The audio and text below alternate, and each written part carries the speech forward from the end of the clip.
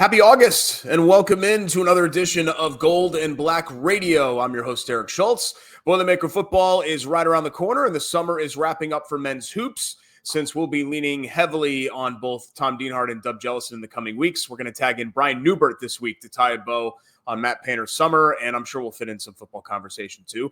But in the meantime, let's show some love to our awesome Gold and Black sponsors that make Gold and Black Radio possible, including Purdue Federal Credit Union, a proud partner of Purdue Athletics and the official credit card for Purdue fans. Boiler up.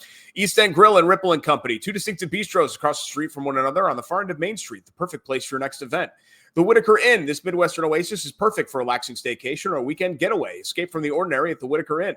Sand Valley Resort, tee off this golf season at Sand Valley. Using their online booking platform, it's easier than ever to find availability and experience golf as it was meant to be. Conveniently located in the breathtaking dunes of central Wisconsin, Sand Valley offers a collection of award-winning courses designed by world-renowned architects that are suitable for all skill levels. Visit sandvalley.com and book your tee times online today. And the Purdue Institute for Cancer Research, which has a history of innovation and one goal for the future: defeat cancer. Purdue brings together world-class Boilermaker scientists from across the university, conducting cutting-edge research that uncovers new ways to prevent, diagnose, and treat cancer.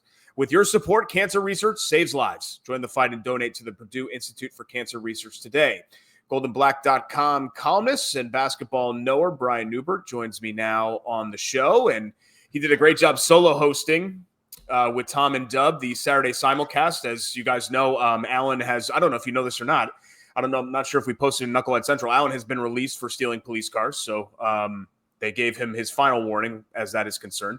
But as you said, Brian, we all kind of have your vices. I want to get some of your summer practice takeaways, but I also want to put out the disclaimer before we do that any summer practice takeaways have to be taken with a big grain of salt because it's summer practice, right? To a certain extent, yeah. But when a team is really, really good, you tend to be able to identify a great team versus a team with a lot of questions or a bad or substandard team. And I think what I saw, at least this summer, and I probably went to a half a dozen practices, was a great team, a complete team, a really skilled team, a really experienced team that looks like an experienced team. You're going to see a lot of teams in college basketball nowadays with like 8 seniors, 9 seniors who've never played together. And, Purdue's got 5 seniors, 2 of which haven't played together, but the 3 main ones, have played their entire careers basically together, and tons of games together, tons of minutes together. They know each other like the proverbial back of their hands, and I'm not really sure how well do we all really know the backs of our hands. I don't spend a lot of time staring at mine, so I couldn't differentiate the back of my hand from the back of anyone else's hand. But too much hair on mine, unfortunately. That's what people say. So these guys know each other really well. They know each other's games. They know where to be. They know where the ball's coming from. They know how to make each other better, things like that. And on top of that, it's all of Purdue's deficiencies last season look filled. They look solved, fixed. I think the defensive rebounding is the biggest key to this season, on top of consistency, health, all of that stuff. And I think Oscar Clough, comes in. Trey Kaufman-Wren moves to the 4. Daniel Jacobson comes back. And I think you go from a weakness to a strength.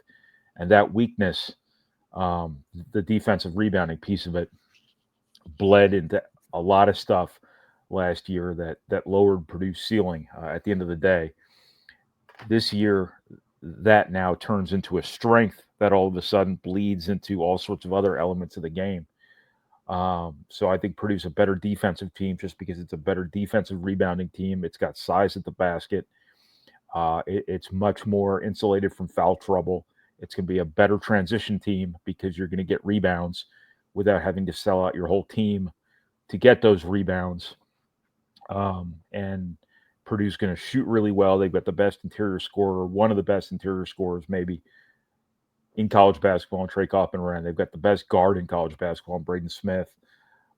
They've got 2 sophomore guards who are going to be good defenders. They've got a potential really high-impact newcomer in Omar. They've got one of the best defensive rebounders probably in the Big Ten, and Oscar Clough. They've got a shot blocker now. They've got tons of experience, and I just see a team that top to bottom looks like it's up to the challenge of being one of the best teams in college basketball. You said something in Boiling Over that I wanted you to expound on. You said Omar Mayer wants to be an impact player in an uncommon way. Can you give me a comparison or put that in context? Is that just like a competitive drive thing? Well, Purdue's had a couple of these guys where, like, Caleb Swanigan came in and just wasn't going to be stopped. And, his worst enemy his freshman year was himself, because he wanted too much too fast. And I think Jaden Ivey a little bit was the same way. And, both of those guys were at Purdue for 2 years. But they really got better in year 2 versus year 1. I think Omar Mayer has been really, really eager to get to Purdue. I think, him participating in the under 19 and under 20 games for Team Israel overseas was both to compete, but also to give himself a runway of time to get his visa stuff figured out. But I think all the while his mind's been at Purdue, and he's been wanting to get going, wanting to learn. I know they've been talking to him every day, and they've been telling him to kind of be patient, and his time would come and all that stuff. And I don't mean to like be a star. I mean to like learn. He wanted the playbook, before the playbook was probably out of the printer. And I think he's just really eager to not only play at Purdue, but fit in at Purdue. I think he knows what he was getting into here. When he committed, he knew Braden Smith's going to have the ball, and he's going to have to fit in alongside Braden Smith, Trey Kaufman, Fletcher Lawyer, et cetera, for a year, and make them better. And I think he'll take a lot of burden off those guys. But that doesn't mean he can't be like what Carson Edwards kind of was to that team, with a lot of really good returning players his freshman year. Remember, that team that Carson Edwards was a freshman on had Vince Edwards, Isaac Haas, Dakota Mathias as sophomores. PJ Thompson hadn't really taken a major role at that point in time quite yet. But he was just a star added on top of what was already a really good team. And Caleb Swanigan was much the same way. So whether Omar Mayer is one of Purdue's 4 or 5 best players right away, whether he's even a starter, I have no idea. But he's gonna raise Purdue's ceiling a little bit more, having that additional ball handler, having that really, really talented offensive player is just another weapon for Purdue in a season where they've got enough weapons to already be, one of the best teams in college basketball, certainly one of the best offensive teams in college basketball. And it's going to be really interesting to see where he fits in, how much burden he takes off Braden Smith, how much burden he takes off Fletcher Lawyer, in a roundabout kind of way, how much burden he takes off Trey Kaufman. I think the centers take more burden off Trey Kaufman than anybody, but it is just it's not like last season where Purdue had to ride Braden Smith, Trey Kaufman, Fletcher Lawyer for all they could get out of them. I think Omar Mayer is going to be really, really impactful in that sense alone, on top of being, an NBA level prospect, joining a team full of, great college players. How's the staff, and this is probably a difficult question to answer, how's the staff been able to kind of hone in on guys like that? Is it just the fact that the other basketball traits that they look for naturally breed that type of attitude, that like kind of bulldog, refuse to lose types? Or is that something that they actively chase from talking to high school and AAU coaches and things like that? Yeah, I think they do a really good job of, finding people that kind of fit their profile points. I think one of those things is basketball has got to be really important to them. And whether it's somebody brings a player to them, whether they're beating the bushes to find that player and then getting to know that player very early in the recruiting process, whereas a lot of these other schools, and Purdue's going to be in this cycle one way or another, they're going to have to be in the portal too on a fairly regular basis. They are not going to build their teams around the portal. That's the difference, and that's what people misunderstand about this sometimes. But Purdue is going to keep getting on these high school recruits early, really get to know them, really spend time around them, have them on campus, get to know their families, get to know their coaches, really get a pretty good beat on what makes them tick. And the guys for which basketball is really important to them, winning is really important to them, those guys are gonna rise to the top of the pot. What sort of container would we put all these players in that certain guys would raise to the top of? Anyway, silo, something tall, silo, sure, whatever. Barrel, bucket, tub. So those guys are going to be the guys Purdue really dials in on, and they've done a really good job, finding their types of personalities on top of their types of players. And I think all this modern climate stuff is actually kind of helping them, because when money is such a big deal nowadays in recruiting, if that's the first question out of their mouth versus, hey, I saw you guys went to the Final Four 2 years ago, I want to do that. Or I saw you guys have won a bunch of Big Ten titles, I want to do that. Or you guys have been number one however many years it's been out of the last 5, I want to do that too.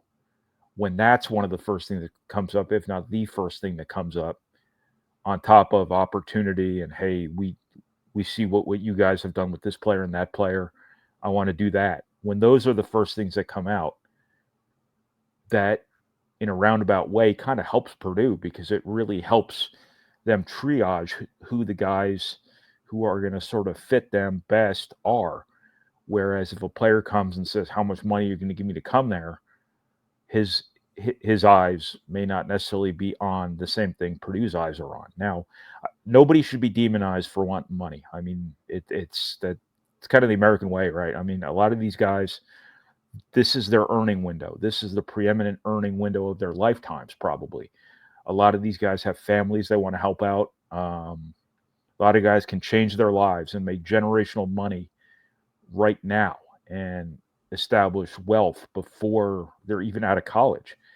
Nobody should be demonized for wanting money, but that topic does fly in the face sometimes of some of the substantive stuff that Purdue really looks for in recruiting. So the relationship piece of it is really the most important part of recruiting for Purdue, other than the evaluation part of it. You can have the best relationship in the world with a bad player, and it doesn't do you a whole lot of good. You could have a great relationship with a great player, and that might end up being the difference in the end between somebody taking twice as much money to go to one place, or them coming to you for a little bit less money or a lot less money in some cases, given that a lot of people are still going to be giving out NIL Studio 54, sort of Studio 54 era sums of money to these players. One way or another, they're going to figure it out. But the money at Purdue is not going to be bad.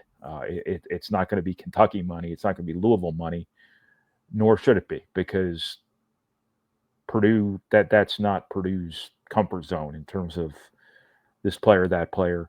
The guys who've made a lot of money at Purdue, the guys who are going to make a lot of money at Purdue, are the guys who've earned it.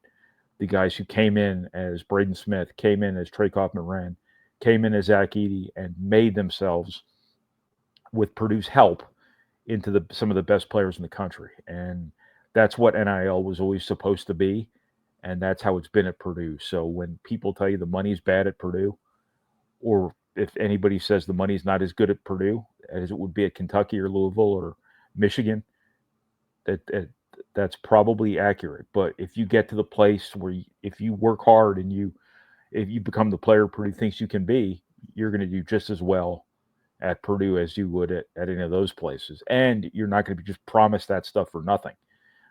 You have to actually earn it, and that's part of the appeal too for Purdue. If a guy wants to come in and actually earn it instead of just having it given it to him, that sort of speaks to their wiring, and that wiring would align well with the sort of person Purdue wants in its program. We were talking about current Boilermakers. Let's talk about some potential future Boilermakers. You were wrapping up the summer and mentioned that pretty much all the 2026 targets that have released lists have included Purdue on those lists. Now, that and $1.50 gets you a copy of the paper, right? But it's good to be on those lists and good to see Purdue progressing there. How would you say the summer has gone overall for Matt Painter and his staff when it comes to the 26 class?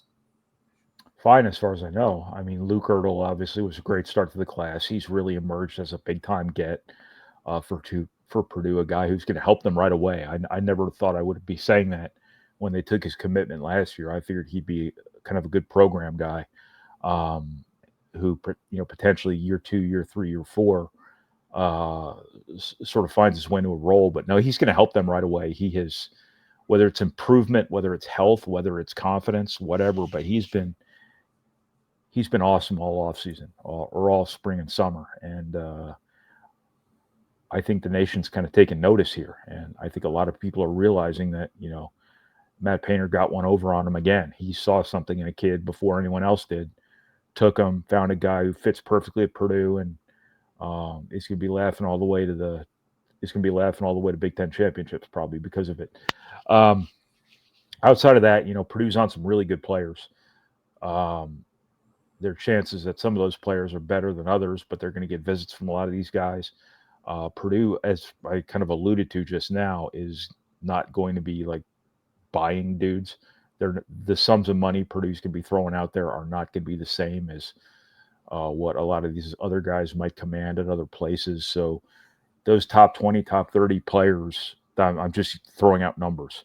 Not necessarily pointing to anybody in particular, but people want a certain strata of player when it's all digital and not flesh and blood. That's going to be hard. And you also have to ask yourself some questions about like, what's best for Purdue right now? Do you want guys who are going to be at your program for 3 or 4 years who really want to be at Purdue? Or do you want a guy who you're going to have to pay millions of dollars to get on your campus that you only have for a year or two? What's winning for Purdue right now is continuity and experience on top of skill and having very good players and good program guys, winners, competitors, etc. There is going to be this sort of conflict, in my opinion, between the highest rated recruits and what works at Purdue. And I was just very surprised. Noah Smith from Plainfield committed to DePaul today. That's a kid who wanted to be at Purdue, who was good enough to play at Purdue, skilled enough to play at Purdue. The things that have won for Purdue have been jump shooting, experience, continuity, wanting to be at Purdue. And I was just very, very surprised that a guy who checked all of those boxes Purdue didn't offer. But I'm in my job for a reason. Matt Painter's in his job for a reason. And they are chasing some higher profile guys. Profile has never really mattered to Purdue, so Purdue must like those guys a lot better than some of the guys that they haven't offered. But I don't know why I just went on that little sidetrack there, but there's a bunch of really high-end players here that, and I shouldn't say high-end because I just talked about how the high-end guys might not necessarily be, be careful what you wish for. But Jamin Sandra, the big guy out in Utah, I think Purdue's got a great shot at him. Great Purdue fit if Purdue's able to get him. Bo Ogden in Texas is a really high-end player. I'd be astonished if Texas somehow lets him out of Austin. But he's perfect for Purdue. Jacob Weber is a big-time shooter, a really dynamic shooter, the sort of guy that Purdue has really become one of the best offensive programs in college basketball on the back of that kind of really dynamic shooter that really can leverage his gravity. He's going to officially visit at the end of August. There's some guards out there, Junior County, Tay Kinney. They're still messing with him. I don't know if Purdue needs another guard. I just don't see where they need another guard. They've got, provided you get Omar Mayer back for year 2, which you have to assume at this point is going to be the case. I don't see why they would need another guard in this class, but they're recruiting them like they need them. So I do think the portal is going to matter come spring. I think they're going to they're going to need a power forward. In my opinion, they should go try to find another center. Daniel Jacobson on paper is going to be back, and I say on paper just out of obligation, not because there's any actionable intelligence there that I'm There isn't with anybody, right? I mean, you correct. can't just assume with any player. That's the requisite qualifier we have Yeah. to put on all of this stuff nowadays. You never know how it's going to go. So on paper, Daniel Jacobson's back for his junior year. I think you could use another guy to complement him. Maybe Jamin Sondrup would be that guy as a freshman if they get him. I don't know. I don't know if I necessarily predict him to be that sort of instant impact guy, but I think the front court is going to need some portal help. So this is going to be the early signing period. Is going to be kind of half the battle. But Purdue is a program now that they're not here to wait on anybody. It's not about let's go get guys who maybe year 4, year 5 can help you. It's about what do we do to rebuild every year to stay at this level that we're at now. So every freshman they're looking at, I think, is a guy they have to view through the lens of, can this guy help us win championships right away? And then the portal is going to be obviously the same way. Is they need guys who can help them right now win at a really high level. They pulled it off this year by getting an elite recruit in Omar, and the perfect portal addition within reason in Oscar Clough. Like, I don't know if you could have scripted that any better in terms of what Purdue needed and what Purdue got.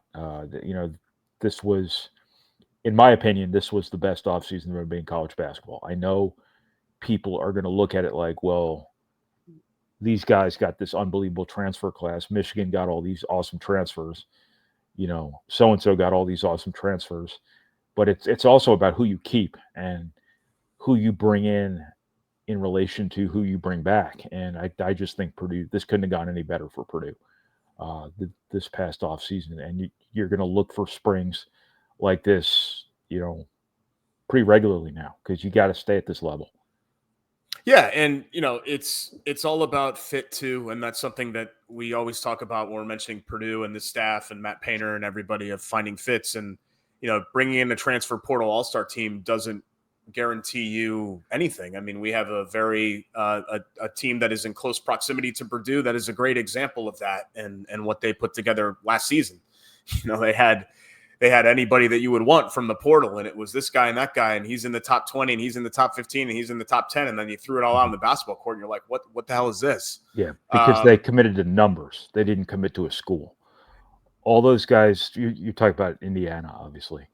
All of those guys were committing to numbers because their money numbers were known to them before they even visited. So you kind of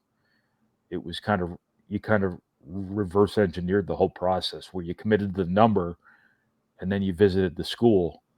And when you committed to the number, you're playing for the number. You're not playing for the school. And when you're only meeting your teammates for the first time when you get to campus in June, as that entire team did, and as has been the case at a lot of college programs, it's just not easy.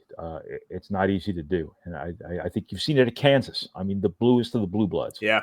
Right. Like Kansas has really struggled with the portal by Kansas standards.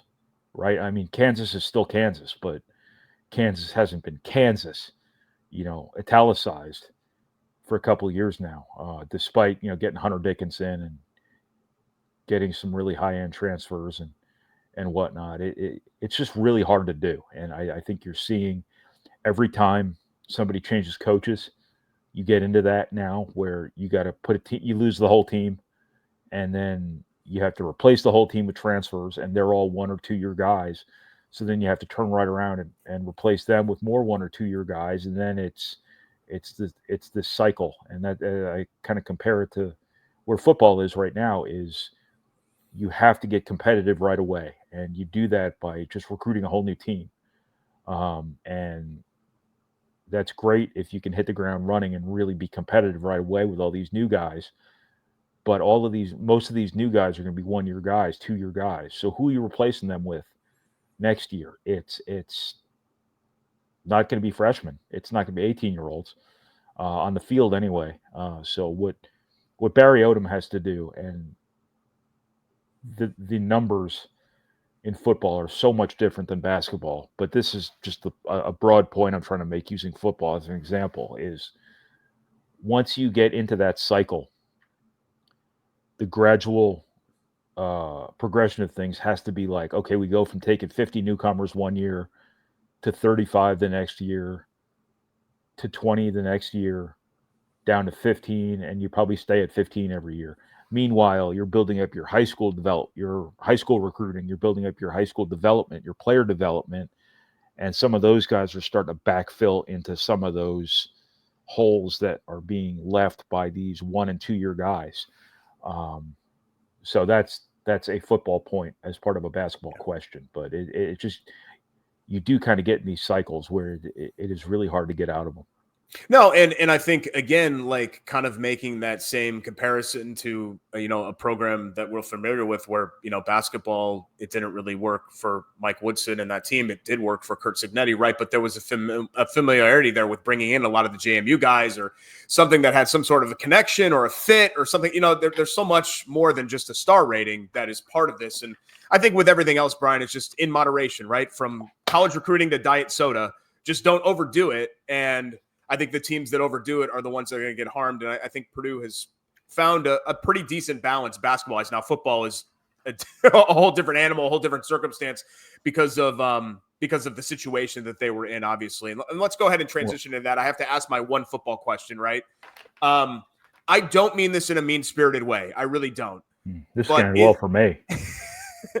Is the bar for Purdue football this year simply don't embarrass yourself? Don't make it harder on yourself, I guess I should say. Like, when you say embarrass yourself, like, it makes it sound like I'm being like a jerk about it. I'm not trying to be a jerk about it, but let's face it. Last year, it was difficult to watch. It was that poor level of football that you watched and you cringed of what was going on.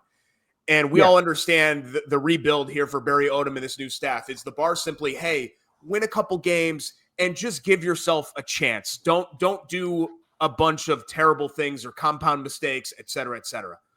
Yeah, the great thing about 1-11 is that expectations are, shot to hell, and fans just want to see competitiveness and that success. Now, with the portal era, it's a little bit of a different paradigm because, it's reasonable to put a better team on the field than the one that returns.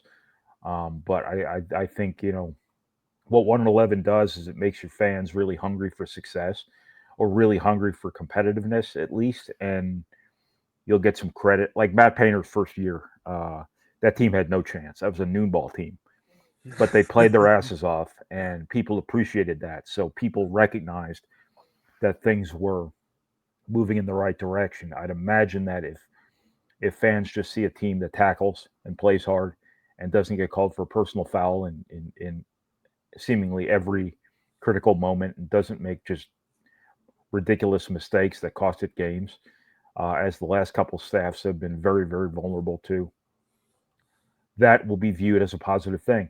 Now, that said, it's a big ask from Purdue for those fans to buy in again, because they've been through this so many times here in the last decade and a half, or however long it's been. But they showed up for Ryan Walters, and they showed up last year during 1-11 basically all year long. And, I'm sure the enthusiasm hasn't completely been snuffed out. So I would think that, you're going to see fans still bought in. You're still going to see pretty respectable crowds unless, this team this year shows them in September, you got nothing to cheer for. I think that Purdue's season last year was, blew up basically at halftime in the Notre Dame game. That was the game that ruined the season, and set the tone for that Purdue to lose every game the rest of the way. Provided that sort of thing doesn't happen this year, I think fans will be very, very will be looking very, very closely for things to cheer for, wanting things to cheer for. And that's kind of the nature of being a new coach. You can always you don't want to necessarily beat people over the head by articulating it, but you hope people recognize the fact that, hey, guys, I had nothing to do with this. This was last year. Every player on this roster is different. It's this really is an entirely different. People talk about we've wiped the slate clean in a figurative sense. This is a literal sense. You're not wrong. The slate is so clean you could eat off it. I don't know what the numbers are, but it's like 80 newcomers or some such thing. And when you bring in 80 newcomers, you're not bringing them in to back up the returning guys. You're bringing them in to replace the guys who left, the guys who were playing last year. The trade-off is fans have no idea who's on the team, but fans will come to get to know those players very quickly if they play hard and they tackle. I'm going to keep harping on that. If you just tackle, if you just make most of your makeable field goals, if you just cut out the penalties within reason, if you just don't beat yourself the way Ryan Walters' teams beat themselves, the way Jeff Brom's teams beat themselves, and I say that understanding that Jeff Brom breathed new life into Purdue football, but those teams beat themselves too. And what could have been, if little things were just a few of the screws here and there were kind of tightened up a little bit. I say it like it's easy, but like just do what Iowa does. It's not easy. If it was easy, everybody would do it, and there would be no use for penalty flags. There'd be no missed tackles. Everybody would have the best punting unit in the country, and it's not easy, but it's a really important first step for Purdue. It's just to be solid. Solidness equals competitiveness, which eventually equals winning.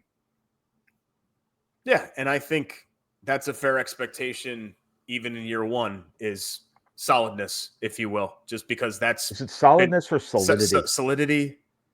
Rigidness? Solidarity is together, right? Like uniformity, more like. I don't know. We'll have to consult the glossary here. If you're not into the whole brevity thing, exhibiting the properties of a solid. Yeah, perfect. Okay, we'll just roll with that. Go try to go like 4-8. I'm not even going to put a win total on it, honestly, because anything's better than last year. I mean, 4-8. 4-8's 4 times the win total that they had last year. But I just want to watch and not cringe, right? I mean, I think that's probably how a lot of Purdue football fans feel after what happened last year. You also do have a coach who's done it before, and that's. I don't think you can overstate the importance of that. Is he has done this before. He has gotten 50 new guys at a program. UNLV and Purdue are very different, but he's brought in 50 new guys and he's won. And then he's done it again the next year, which is the harder part. Because as we talked about before, is when you bring in all those new guys, a lot of them are gone after 1 year and you have no continuity. But he's done it before. And he has a staff that has been part of doing this successfully. And that's something to, that's obviously something to hang your hat on if you're a fan looking for positives here. You can check out Brian's work, as always, goldandblack.com, and on the dreaded social media channels as well that we all still frequent because we feel like we have to. Thanks so much, man, and we will do it again soon. You're welcome. Thanks, Derek. That's our pal Brian Neubert, and that is our show for this Tuesday on Gold and Black Radio. Want to give a final thank you to our great sponsors that make the show possible, including Purdue Federal Credit Union, the official credit card for Purdue fans, East End Grill and Ripple & Company, 2 distinctive bistros across the street from one another on the far end of Main Street in Lafayette, the Whitaker Inn for unparalleled comfort and cuisine. Visit the Whitaker Inn. Sand Valley Resort. Tee off this golf season by visiting sandvalley.com and book your tee times online today. And the Purdue Institute for Cancer Research, which has a history of innovation and one goal for the future: defeat cancer. Join the fight and donate to the Purdue Institute for Cancer Research today. Don't forget to hit the like and subscribe buttons if you haven't already. And, of course, you can leave a positive review on whatever podcast platform you're utilizing. Also, if you haven't already, again, you'll want to subscribe to goldandblack.com. Football season right around the corner. Basketball news cycle never stops. And go ahead and do so on our YouTube channels and our podcast channels, Spotify, Apple, whatever you use. as far as listening to all of the content, not just Gold and Black Radio, but Saturday simulcast. We'll have the Football Friday shows coming up here pretty soon. So we're going to start, not that we ever stop rocking and rolling here at GBR. I mean, when you think rock and roll, you think, Alan Karpick and Carmen and me and Tom Dienard, right? Don't you? Hopefully you do. But goldenblack.com, if you're not already a subscriber, you're really going to want to do that, as a new football and soon-to-be basketball season will be upon us, and new highlights and videos uploaded regularly on all of our social channels as well. But my name is Derek Schultz. I hope you enjoyed this week's show, and we will see you next time right here on Gold and Black Radio.